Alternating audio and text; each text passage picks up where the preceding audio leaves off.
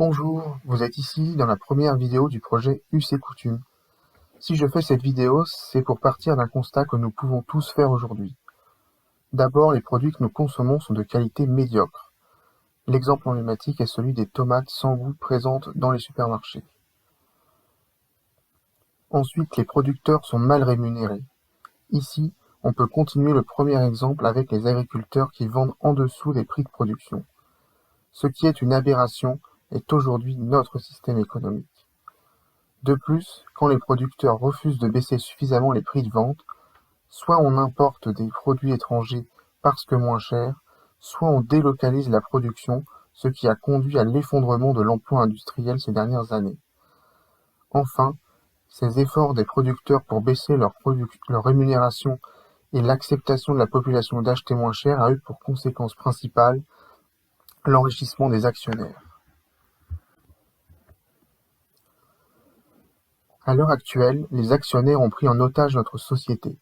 En effet, notre société est divisée en deux. On pourrait presque dire individualisée en deux catégories. Ceux qui possèdent suffisamment de capitaux pour vivre du travail des autres et ceux qui n'en ont pas les moyens. Le capital financier et la ressource humaine se rejoignent pour produire et commercialiser des produits ou des services. De la commercialisation résultent des dividendes ou des loyers pour les uns et des salaires pour les autres.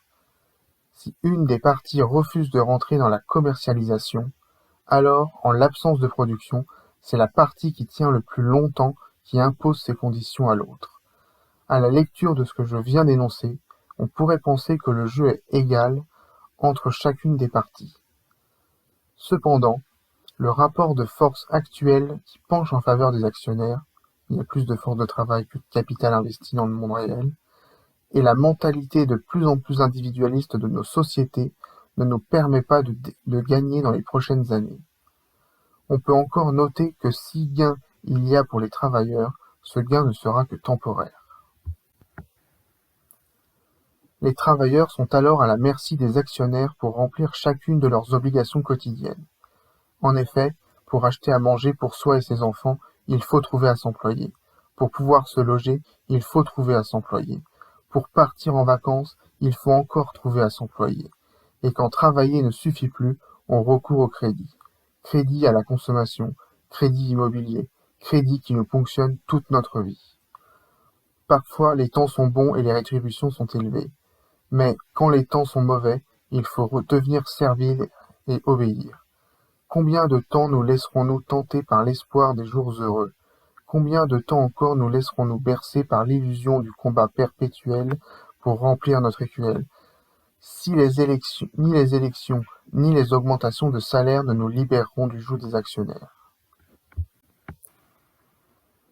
En revanche, une seule mesure est de nature à parvenir à ce résultat: empêcher les actionnaires de faire dépendre le travail de leur bon vouloir. Pour cela, il faut que seuls les travailleurs soient les propriétaires à part égale des moyens de production.